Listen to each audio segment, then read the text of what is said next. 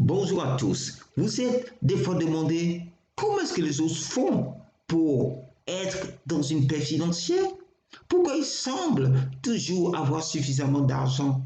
Est-ce qu'il y a quelque chose que j'ignore? Est-ce qu'il y a quelque chose que je fais mal? Est-ce que je suis décidé à être juste avec des problèmes financiers toute ma vie? Eh bien, je vous dis, j'étais là-bas. J'étais dans ce cas. Et j'ignorais quelque chose que vous ignorez peut-être aussi aujourd'hui, mais plus pour très longtemps. Ce sont les lois de l'argent. Et oui, l'argent des lois. Et ceux qui les mettent en pratique, vous remarquerez que ces personnes vivent une paix financière. En tout cas, ont une certaine stabilité financière plus que les autres. Et nous avons déjà vu donc 4 lois. Aujourd'hui, nous allons voir la 5e loi, que l'argent doit être contrôlé. Oui, l'argent doit être contrôlé. Mais qu'est-ce que ça veut dire, l'argent doit être contrôlé? Mais ça veut tout simplement dire que l'argent est un bon serviteur, mais un mauvais maître. Oui, l'argent est un bon serviteur, mais un mauvais maître. Est-ce que votre bonheur dépend-il de l'argent? Est-ce que quand vous avez l'argent, c'est là que vous êtes vraiment le plus heureux du monde? Et quand vous n'en avez pas, vous êtes le plus triste du monde? Est-ce que quand vous n'avez pas l'argent, vous êtes poussé par des émotions que vous dites, va t'endetter, il faut que tu achètes ça, tu n'en as pas l'argent, mais va prendre le crédit. Et vous êtes dans des cas de crédit ou des dettes chez des amis, chez des personnes et ça cumule parce que vous n'arrivez pas à supporter l'émotion d'avoir certaines choses. Vous n'arrivez pas à supporter ne pas deux fois avoir de l'argent. Est-ce que l'argent peut vous pousser à tuer? Commettre des crimes et tromper quelqu'un parce qu'il vous donne de l'argent, il ne peut pas rembourser.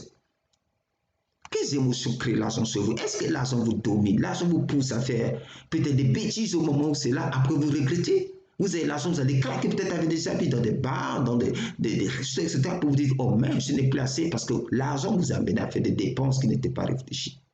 Vous devez développer votre caractère pour maîtriser les émotions suscitées par l'argent. Quand vous rentrez dans les magasins, est-ce que vous dites, waouh, ça brille aux yeux? Vous n'êtes pas venu prendre ces choses-là.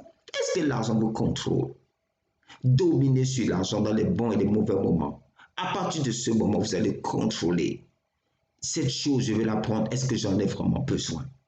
Je vous donne encore quelques idées ici de ce que vous pouvez faire donc pour pouvoir dominer sur l'argent. Soyez maître de vos émotions de dépenses. Résistez au commandement de l'argent. Raisonnez vos dépenses. Raisonnez-les. Vous voulez acheter quelque chose, vous êtes allé pour prendre certaines choses.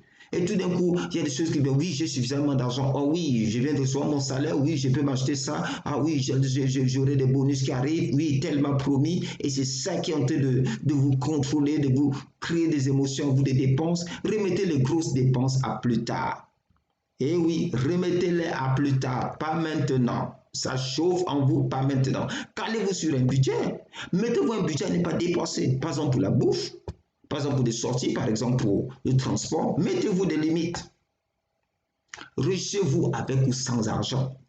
Soyez heureux, appelez les amis, la famille, développez une relation, soyez heureux. L'argent n'est pas la réponse à tout. L'argent répond certes à beaucoup de choses, vous aide à payer l'école des enfants, bien sûr, à beaucoup de choses, mais l'argent ne répond pas à tout. L'argent ne peut pas acheter l'amour. L'argent ne peut pas acheter le sommeil. Mais un bon lit, si, ça peut aider au sommeil, mais pas forcément le sommeil. L'argent, des fois, ne peut pas acheter la santé. Donc, soyez heureux. Le bonheur, d'accord, le sourire, la joie, c'est un médicament pour les autres.